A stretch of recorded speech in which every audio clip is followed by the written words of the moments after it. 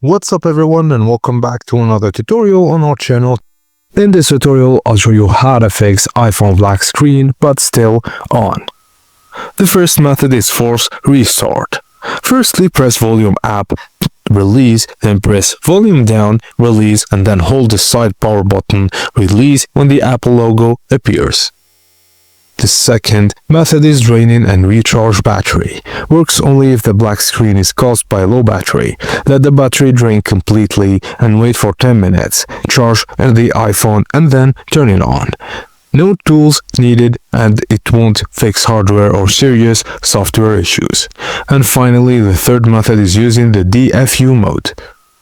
Most powerful software fix but erases data. Connect an iPhone to a computer or open iTunes. Press the volume up, then volume down and hold the side button until the screen goes black. After 5 seconds, hold the volume down, then the side button for 10 seconds. Release the side button and keep holding the volume down. Screen stays black, DFU mode enabled. Click OK, then restore iPhone. It fixes deeper iOS issues, but it has data loss and complex process. Thank you guys for watching, and please don't forget to like and subscribe for more tips and tricks like this.